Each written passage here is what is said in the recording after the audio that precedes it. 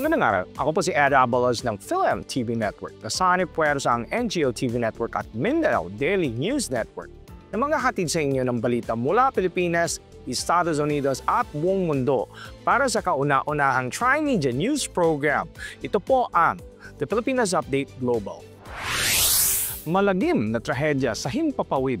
Eroplano at helicopter nagbanggaan, walang nakaligtas. Isang matinding trahedya ang naganap matapos magsalpukan sa Himpapawid ang isang pampasaherong eroplano ng American Airlines at isang US Army Black Hawk helicopter noong Miyerkules ng gabi.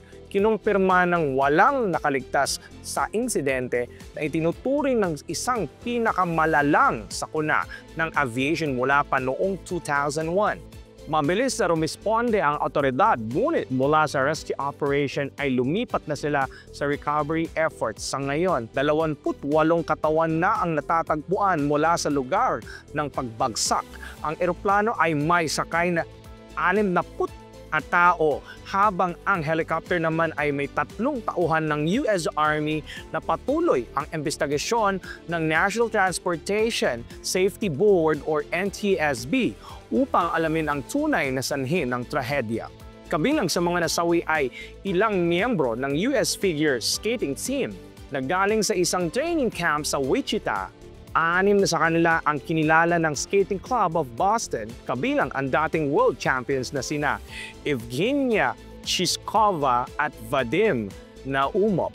Nakikidalamhati rin ng Philippine National Police sa biglang pagpanaw ng Police Colonel si Pergentino Malabed, Chief of the Supply Management Division, ng kabilang sa mga pasahero na bumagsak na eroplanong si Colonel Malabed ay nasa opisyal na biyahe nang maganap ang insidente na patunay ng kanyang didiskusyon sa serbisyo.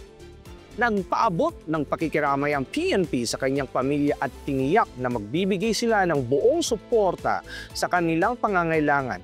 Isang malaking kawalan ang kanyang pagpanaw, ngunit mananatili ang kanyang ambag sa PNP at sa bayan. 6 arestado sa malakihang operasyon ng pagnanakaw ng sasakyan sa Toronto.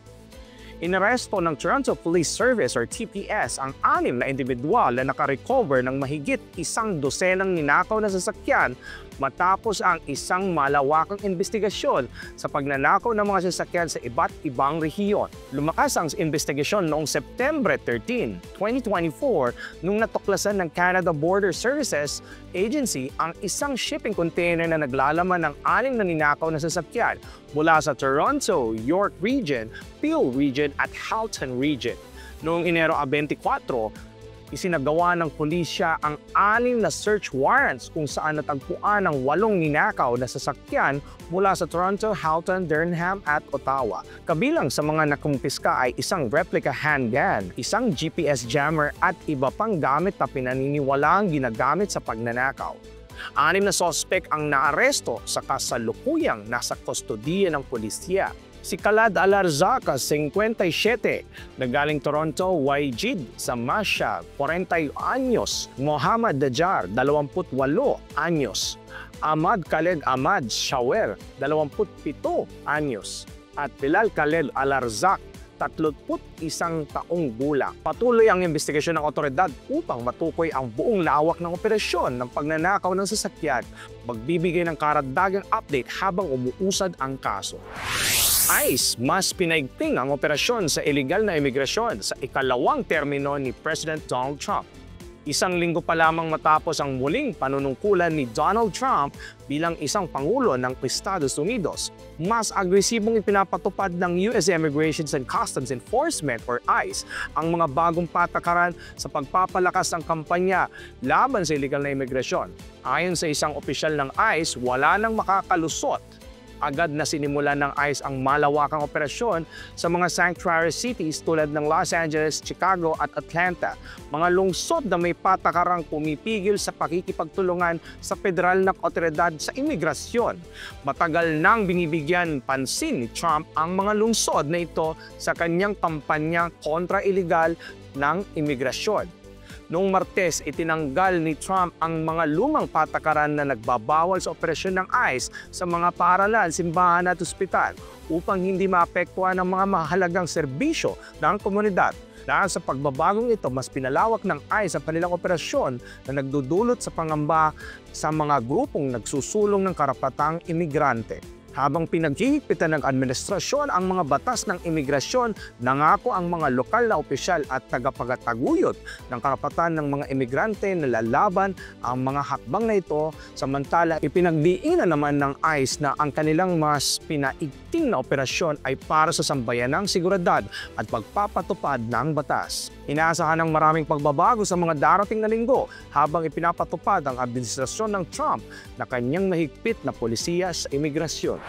Inanunsyo ni Pangulong Ferdinand Marcos Jr. na nakatakda siyang makipagpulong kay US President Donald Trump upang mapag-usapan ang mahalagang isyu tulad ng kalakalan, seguridad at imigrasyon na nagdudulot ng deportasyon ng maraming Pilipino mula sa Estados Unidos. Sa isang panayam noong Huwebes, ipinabot ni Marcos ang kanyang pag-aalala sa malawakang deportasyon ng mga Pilipino na anyay mahalagang bahagi ng ekonomiya at lakas paggawa sa Amerika. Kailangan ng pag-usapan at maresolba ito, ang mga Pilipino sa Estados Unidos ay mahalagang bahagi ng kanilang workforce, ani ni Marcos. Ayon kay Philippine Ambassador to the US, Jose Manuel Romualdez, 24 Pilipino ang kabilang sa 956 individual na pinatapon kamakailan ng isang nationwide crackdown ng US Immigration Authorities.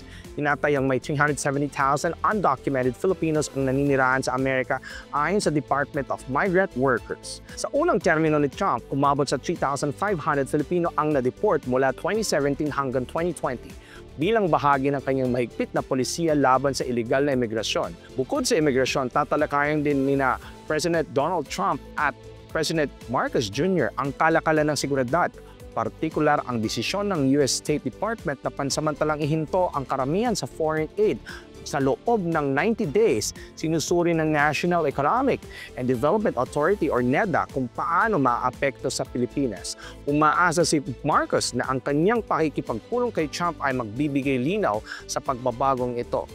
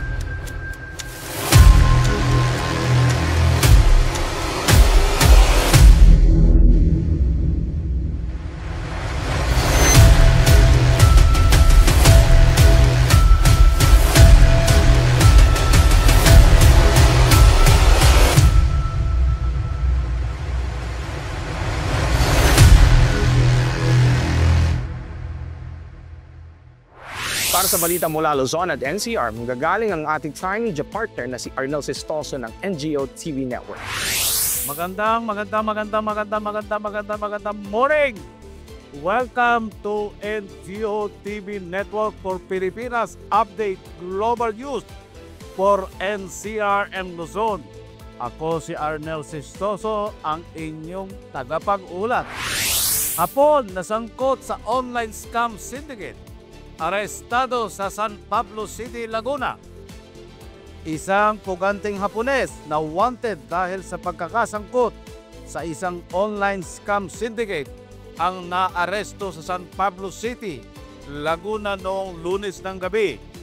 Kinilala ng mga otoridad ang suspect bilang miyembro ng isang grupo na sangkot sa panloloko sa pamamagitan ng online scam, kung saan karamihan sa mga biktima ay mula sa Japan at iba pang bansa.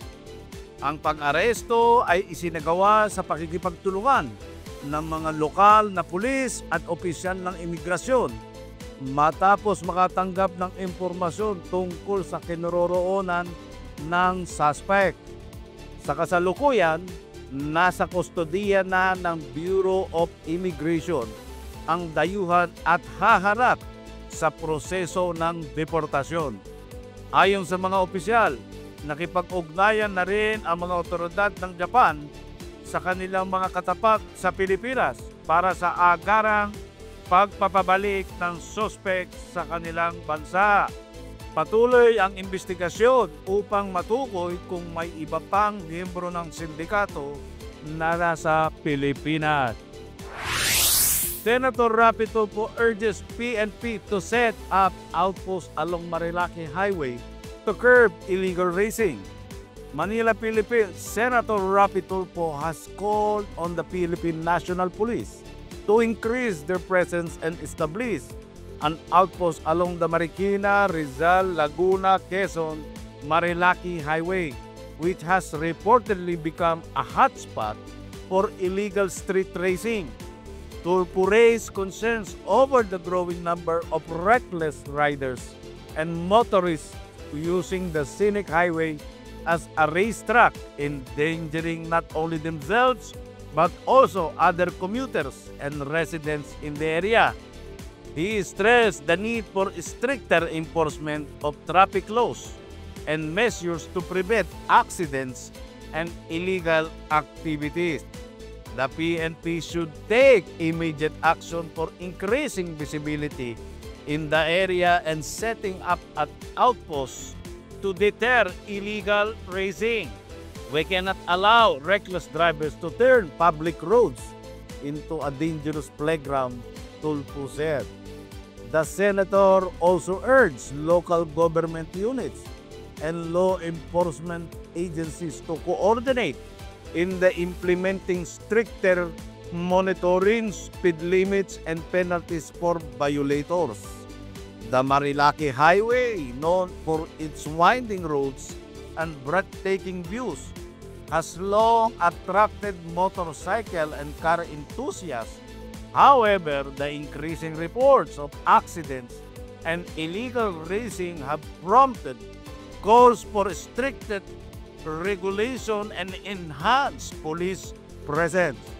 The PNP has yet to issue a statement regarding Tulfo's proposal, but road safety advocates and residents have welcomed the call for action, emphasizing the need for stricter enforcement to prevent further casualties.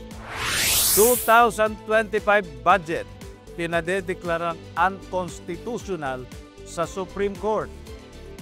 Pinadedeklarang unconstitutional o labag sa saligang batas ang Republic Act 12116 o General Appropriations Act o GAA of 2025. Sa petisyong inihayag sa Supreme Court ni Davao Representative Isidro Ungab, dating Executive Secretary Vic Rodriguez at iba pa, iginiit na nagkaroon umano ng ilang paglabag ang pag-aaproba sa 2025 budget. Partikular nilang tinukoy ang mga umano'y mga blankong item sa Bicameral Conference Committee report ng spending plan.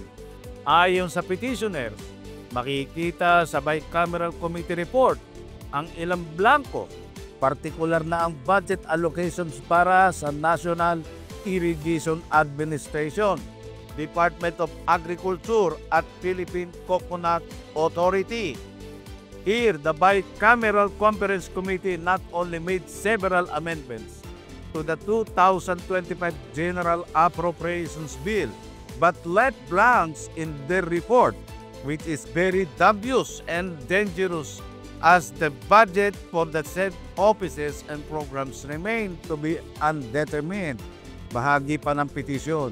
Bagamat may kapangyarihan ang Bicameral Conference Committee na pagsamay ng bersyon ng Senado at ng Kamara, hindi naman nito maaaring amyendahan ang mga probisyon ng hindi malinaw na isinasaad ang bersyon na dapat amyendahan. Such irregularity is a blatant violation of the Constitution, which should not be condoned, anang petitioner. Nanindigan din sila na nagkaroon ng grave abuse of discretion ang BICAM nang lagdaan ang committee report sa 2025 national budget ng may blanco.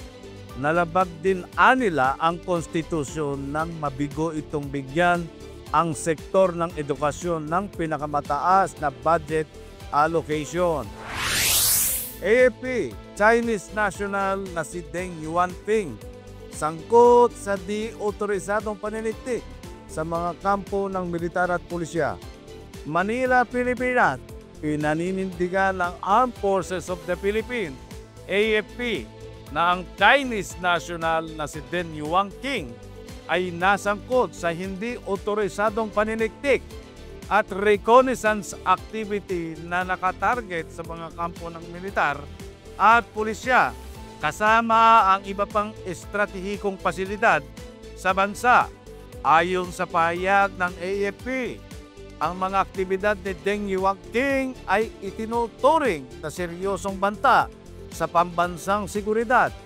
Ito ay malinaw na paglabag sa ating soberenya at hindi natin papayagan ang ganitong klaseng mga aktibidad sa ating teritoryo. Ayon sa tagapagsalita ng AFP, patuloy ang investigasyon upang malaman kung sino ang mga posibleng kasabwat ni Deng at kung gaano kalawag ang naging operasyon ng paniniktik. Samantala, patuloy ding pinaiigting ng AFP at Philippine National Police ang seguridad sa lahat ng kampo at pasilidad upang maiwasan ang ganitong mga insidente. Wala pang pahayag mula sa Embahada ng China kaugnay ng nasabing alegasyon laban kay Deng Yuanping. Samantala, hinimok ng AFP ang publiko na manatiling mapagmatsyag at agad na iulat ang anumang kahina-hinalang aktibidad sa mga kinauukulan. Patuloy ang pagmonitor ng AFP sa sitwasyon habang hinihintay ang karagdagang impormasyon mula sa kanilang mga operatiba.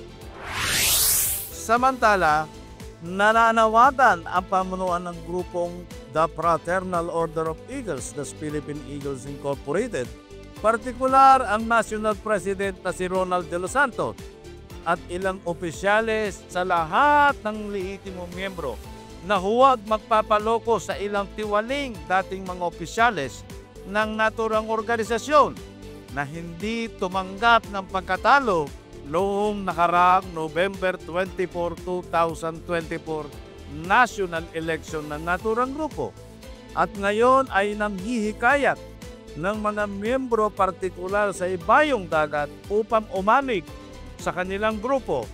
Pinag-iingat ang lahat ng miyembro na iwasan ang malinlang na mga tiwaling grupo na siyang patuloy na sumisira sa mga adhikain ng naturang organisasyon na ang tanging dahilan ay kapangyarihan sa pamumuno at pera na manggagaling sa mga miyembro. Brings you latest regional news from the Philippines to the USA and to the global Filipino community.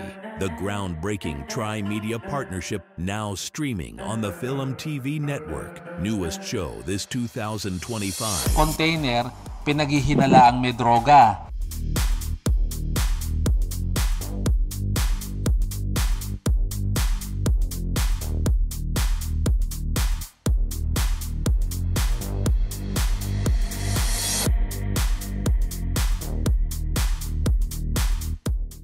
Medical Equipment provides top-notch quality medical supply equipment. Whether to rent or buy, Pure Medical Equipment and Supplies has it all. Pure Medical Equipment is committed to serve and give back to Southern Nevada. We deliver medical supplies and rentals to your door. Philam TV Network, the heartbeat of Filipino-American culture in the United States.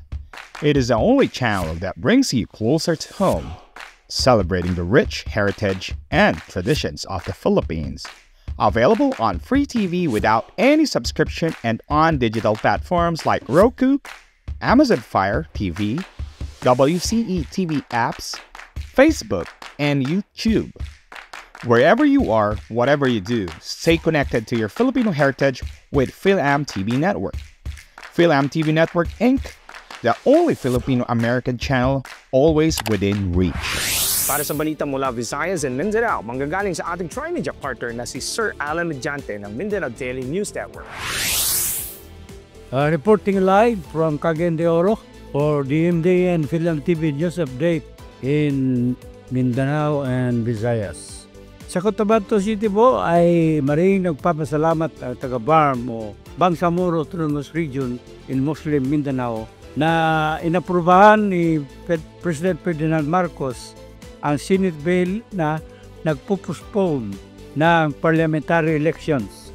Sabi nila ito ay napakagandang ginawa ng Presidente sapagkat ipinapakita na urgent ang Senate bill on the BARM parliamentary elections. So, sabi ng spokesperson ng BARM, we welcome the development, most as Pinderton said Friday. It's a big deal that there is a certification of urgency. It signals that the BARM election is a priority. Samantala ay sinabi rin ng PCO o Presidential Communications Office na certified ni President Marcos at Senate Bill 2042 which would reschedule the election for October next year or later. So hindi ngayon sa election ito. Ang parakalang ito or the bill was authored by Senator J.B. Ercito.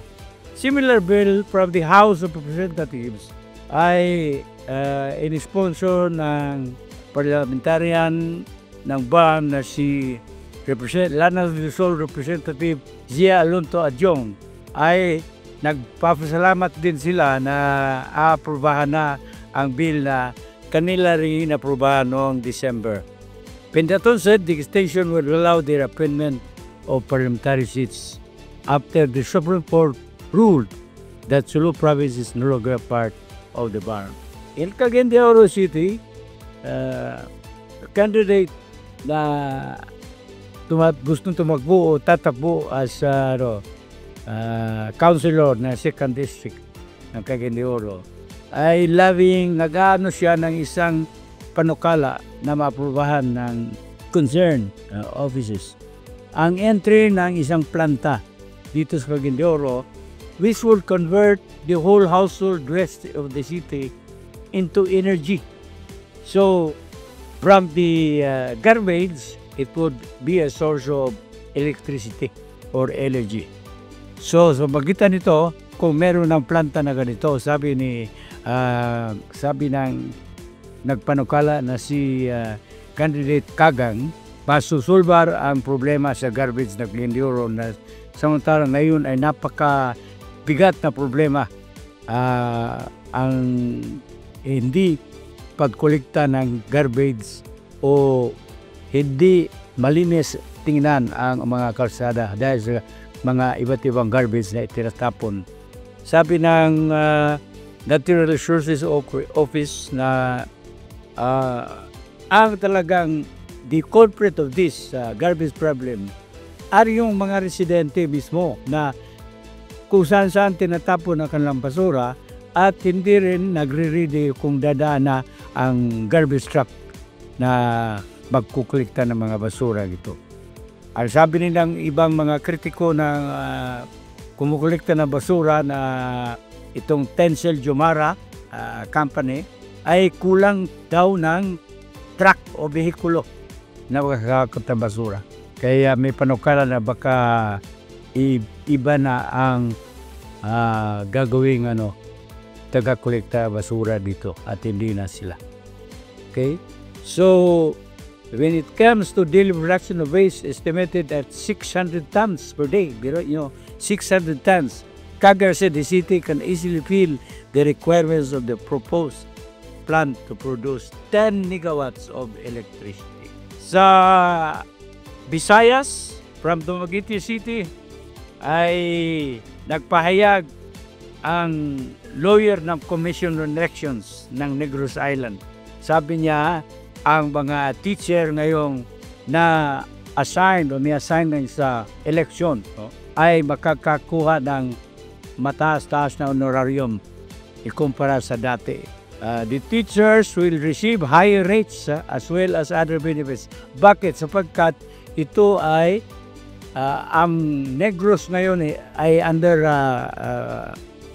yung mga emergency situations sa pagputok ng Canlaon volcano.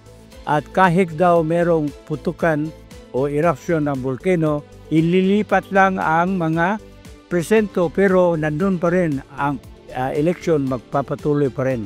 So, ibig sabihin, ito'y nagbibigay din ng protection sa mga panganib na darating, lalo-lalo na sa mga teachers na assigned do. Ang honorarium na makuha nila ngayong Mayo, sabi ni Lawyer Castellano, 12,000 sa mga chairperson ng mga poll clerks, Board of Election Inspectors, 12,000. Dati, 10,000 lang. So, 11,000 sa mga poll clerks, 10,000 sa third member, at 8,000 for his court staff. Dati, mababa ba dyan ang kanilang nakukuha sa pagtrabaho during elections. Sa Antique naman, ay naipagmamalaki ng mga opisyalis doon na sila ay makakapagpatayo na ng isang building worth 1.1 million para sa mga PWD or persons with disabilities and senior citizens. Kasi sa ngayon daw, ang ginagamit lang nila ay isang mesa lang doon sa opisina ng DSWD. So, kasi may mangyaring naging awardee ang Antique Town ng Seal of Good Local Governance at binigyan ng incentive na 1.15 million noong January 28 lang itong linggo na ito. Sabi ni Mayor Margarito Mission Jr., they will utilize the price ng Seal of Local Good Governance na 1.15 million and they will use 1.1 million for building a center for PWD and senior citizens. So, San Remigio Mayor Margarito Mission Jr. said Friday that the bidding for the center's construction is set to begin next week. So, the PWDs and senior citizens are among our priorities, sabi ng Mayor. We want them to have a permanent office where they can hold meetings and ensure their municipal associations are intact and working and active, sabi Mayor. So, once completed, sabi niya, the center will allow them to conduct official transactions such as registration, ID request. Okay. So, the new building will also be fully air-conditioned. So, dati, yung SGLG incentive noong 2023, ginamit din ng San Remigio Municipality upang magkaroon ng building ang Sangguniang Kabataan. So ito'y makukumplito na ngayong Marso ang building ng SK o Sangguniang Kabataan. The municipality of San Remigio is one of 9 local government units in Antique awarded the SGLG or Social Welfare Seal of Local Good Governance Incentive by the Department of the Interior and Local Government or DILG. That's our latest update for Visayas and Mindanao. Yan po ang mga binubuo ng ating mga balita dito sa NCR at Luzon para sa Pilipinas Update Global News sa ngalan ng aming Tri-Media Partners, Mindanao Daily News, Anchor Alan Mediante, at Pilaan TV Network News Anchor Ed Avalos. Ito po ang inyong tagapanulat, Arnel Sestoso ng NGO TV Network, na nagsasabing ang buhay ay hiram lang, kaya atin itong pangalagaan. To God be the glory. Let us find out our destiny and strengthen our spirituality. Mabuhay po kayo, Kung Hei Patchoy, at Happy Chinese New Year. Para maging updated sa aming mga balita, i-follow niyo lang ang PhilMTV Network at sa aming mga social media platforms. At dyan nagtatapos ang aming mga balita. Sa ngalan ni Arnel Sestoso, Alan Mediante at ako naman po si Ed Avalos para sa kauna-unahang Tri-Media News Program na nagsanib puwersa mula sa PhilMTV Network, NGO TV Network at Mindanao Daily News Network. Para sa sambayan ng Pilipino, ito po ang The Pilipinas Update Global.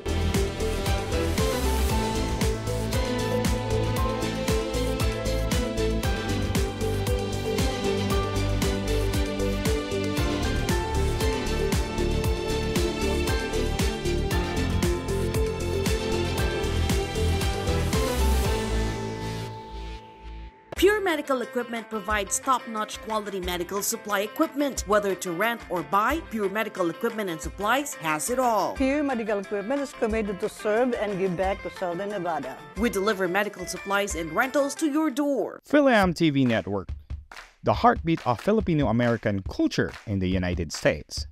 It is the only channel that brings you closer to home, celebrating the rich heritage and traditions of the Philippines. Available on free TV without any subscription and on digital platforms like Roku, Amazon Fire TV, WCE TV apps, Facebook, and YouTube. Wherever you are, whatever you do, stay connected to your Filipino heritage with Philam TV Network. Philam TV Network Inc., the only Filipino-American channel always within reach.